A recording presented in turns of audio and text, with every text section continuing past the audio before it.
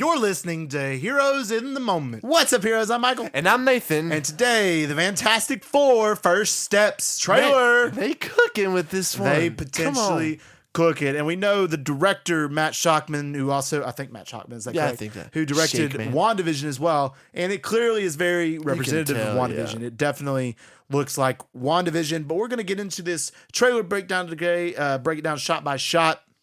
But from what I've seen so far, it looks pretty good. Bro, Vanessa Kirby looks so fantastic. Yeah, Vanessa Kirby looks fantastic. If I must say. You shooting your shot, huh? It's like that scene in the Miles Teller Fantastic Van Fort stick where it's like, it's fantastic. Say that again. Say that again. It's fantastic. And he just looks up and it ends. That's cinema. Cinema. Beautiful, beautiful cinema. This be much better. I don't think that Pedro Pascal and Ebon Moss Backrack or whatever his name is are going to be like, it's fantastic and be like, whoa, no. Say that again. But no, I don't think it's going to happen like that. All right, so let's get into the trailer shot by shot. Can't believe that was a real decision. The trailer begins with them in the Baxter building. So we get our first MCU introduction to the Baxter building. They're clearly, one thing I want to bring out, they're clearly, first off, it's a time movie. They're in the 60s. Mm-hmm. And then also, this is clearly not the MCU world we know. This is clearly a different universe in the multiverse. Because as the leader told us, there are multiverses. There are multiple versions. There's other multiverses out there. But yes, this is definitely a different world. This is not the MCU world. And also, one thing that's interesting, they're already established Fantastic Four. They're already a superhero team. I like that. Yeah, it's cool. We don't really necessarily need an origin, but it looks like they're going to show some of it. Stories. It looks like they're going to show some of the past scenes as well and showing how they got their powers and all that good stuff. But they're already an established Fantastic Four team, which is cool. Yeah. But they're definitely in a different multiverse and somehow are going to have to be pulled from this one into the MCU in some way. There's some right. So they're in the Baxter building. And it is Vanessa Kirby, of course, as Sue Storm, and Reed Richards as Pedro Pascal, showing this dude around the Baxter building and talking about how they have, and this kind of an eerie line is, we have family dinner every Sunday at 7 on the dot, no matter what. And that just seemed kind of like it was like that WandaVision feel again. It was like they're being controlled. Exactly, by something. Mm-hmm. Then you find out it was Wanda the whole time. Yep. And he's like, on the dot, we're all here every Sunday. It doesn't matter. So I'm like, is Wanda involved with this? That's what I'm saying. I'm just kidding. Or there's something else involved in this. I think this involves Spider-Man. In some capacity. Yeah, I don't know. Anyway, so it gets the Marvel Studios classic logo, and the Baxter building looks fantastic. It gives us a full shot. It's got the 4 logo on it. It looks so fantastic. Cool. And then we get Herbie and the Thing right off the bat in the kitchen cooking. And I was like, this looks fantastic. I know, man. Punny, I know, but it's truly the word that it looks fantastic. It's the Thing and Herbie being in this movie is really cool. Yeah. It just looks super comic accurate. The Thing looks amazing. Man, I saw him get a lot of backlash about the look. Yeah, I think he looks completely comic accurate. They went with the what's that artist's name who would draw him? Not Frank Miller.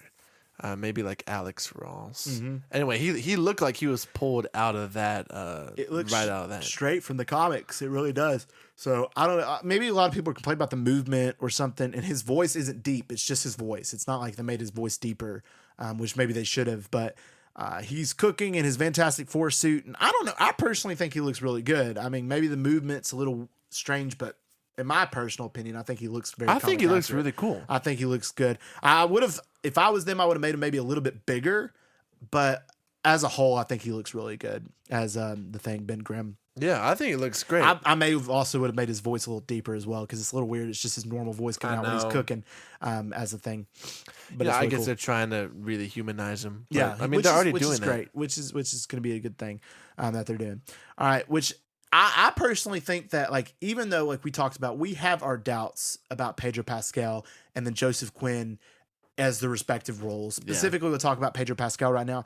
It doesn't really feel like Reed Richards, like we had said. But I do feel like the chemistry that all 4 of them have so far just from this trailer looks really good. The chemistry is going to be great. The chemistry looks good. Like the chemistry between Pedro Pascal and Vanessa Kirby is really great. Between Ben and between the Human Torch, Johnny, to me it looks great. I personally don't have any quarrels with that. But at the same time, I keep thinking in my mind, imagine if it was John Krasinski in this trailer as Reed Richards. And that's what I keep thinking about. I know. He would have been so perfect, man. I know. Perfect. Emily Blunt would have been too. I mean, Vanessa Kirby I'm okay with. She's going to be a great Invisible Woman. But Emily Blunt would have also been incredible. But John Krasinski, man, he is Mr. Fantastic, and he just would be a perfect one. He did such a good job in Multiverse Madness.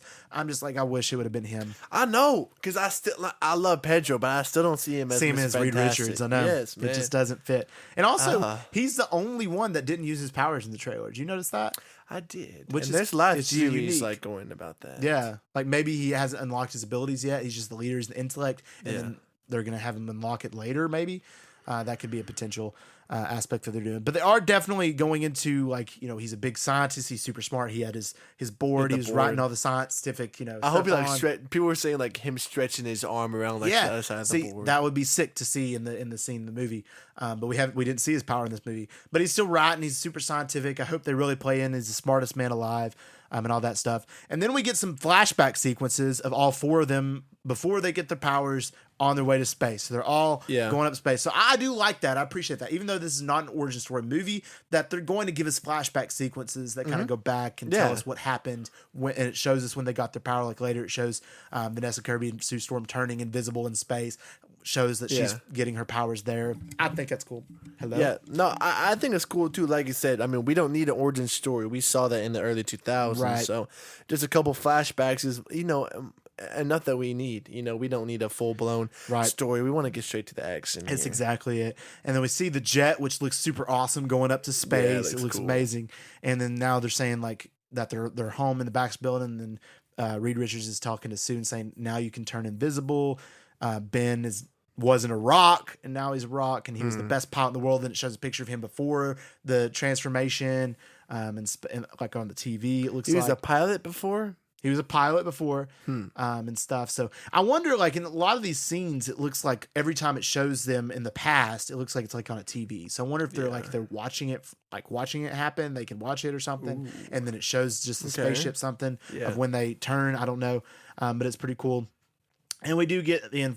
I thought this shot was amazing when you have Ben staring in at a TV store on the outside, and it's his original face. And then it turns off, and you just see him as the Rock, as a thing, with his classic hat. Sad, man. And he's just really upset because that was his life, and that's what he knew. And now he's just he's forever to look like this and stuff, which is sad. You know, it's serious. Like when the smartest person in the world can't figure it out. I know.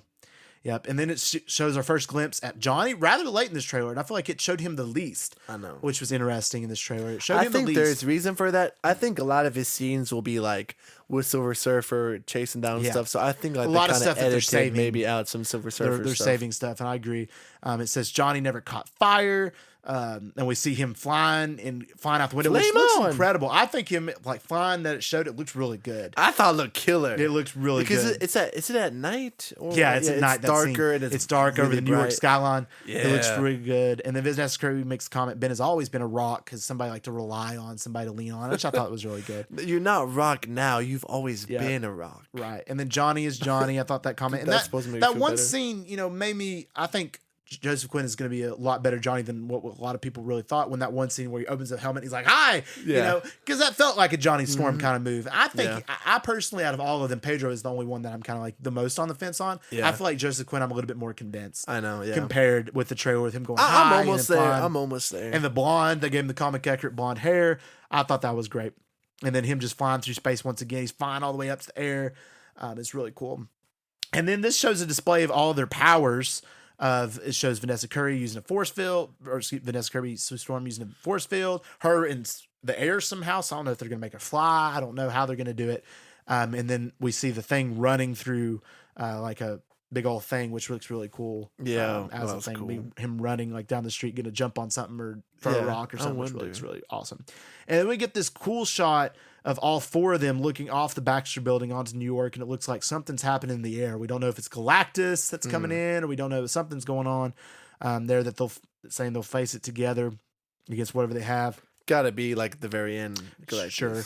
And we see the Fantastic Four car, which is really cool, really comic accurate, really awesome that we get. I just like this movie looks straight off the original comic book pages of the Fantastic Four, which I thought was awesome. And you can tell they hired writers and a director who had a good amount of respect for the source material. Absolutely. And then we get our first shot of Galactus, and first we just see his shadow over New York City. Then we see the back of his head staring at the Statue of Liberty, and it's completely comic accurate and all this stuff. My only problem is I hope it's not just a one and done, because Galactus is such a big, important villain that if you just use him as one and done, the first Fantastic Four movie, it's really unfortunate. They can't, man. Because he's like a whole phase villain. I know. That's what I'm saying. Like a whole, not even a phase, a saga villain, like Thanos, Like I don't think they're gonna fight Galactus in the movie, if I'm being honest. No, maybe they'll just show him. I think, maybe what happens, this is a theory, is Galactus, they make him in this story like he's a trans multiversal being. He can go across multiverses to eat and consume worlds, and maybe he does consume their world, but they get moved to the MCU world at the end or something, and they have to warn of and Galactus. Reed figures it out, something maybe like that. That would make sense. That would make more sense. I see it kind of as like the first Avengers, where like Thanos is there, right? He's at the end, but like he never fights. You don't see him, right? Because he realized he's too big of a threat to put in that kind of first movie. That's it. So like sending Silver Surfer, going ahead, maybe taking out the planet. I don't know. Maybe taking out their planet, and then they're going to them having to hop over further, and then warning Galactus something. That would be maybe make sense. I think that would work. And maybe Silver Surfer is the main villain of this movie ish. Yeah, that's what I'm saying. Like, because who else would be like? Yeah. It would have to be Surfer. Yeah. And then we see them, they said, we'll face it as a family. And then we see them all standing together in their suits. Their suits look fantastic. And then we get the logo sequence. But like I said, I think personally the movie looks great. Out of the Fantastic Fours we've gotten prior, it's not much competition. I personally enjoyed the original one back 2005 or whatever it was. I liked it. It's a fun movie. Despite its ratings. It's a fun movie. It's not great, but it's fun. Yeah. But I'm really hoping this one to be fantastic. You keep on saying that. I wonder why. Pun intended. I don't know why. Maybe because it's fantastic. Oh my gosh. And there's 4 of us. And there's 4. So that means we could be the Fantastic Four. We are first steps. They say that in the movie. Pedro Pascal and Vanessa Kirby. I think they're gonna make Vanessa pregnant in this movie. With like I saw a shot of her with was it Franklin? Yeah, Franklin who ends up being I think she will be pregnant. That would be cool. Yeah. Alrighty. Well, we hope it's a good movie. We're definitely looking forward to it coming to a very busy movie month in July. More $1 billion. We'll see. We'll see. All right, guys. Thank y'all so much for listening to this episode. And as always, if you liked it, just please let us know by giving us a download and a 5-star review wherever you listen to your podcast. If you guys want early access to our episodes and exclusive access to additional movie reviews, feel free to subscribe to our membership, Heroes HQ. We have a feature on our episodes where you can send us a text message by following the link at the bottom of our episodes.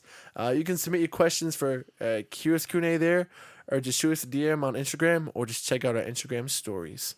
And finally, feel free to also check out our YouTube channel and our Instagram at Heroes in the Moment. And we're thank you for all for listening. And as always, we love you 2000.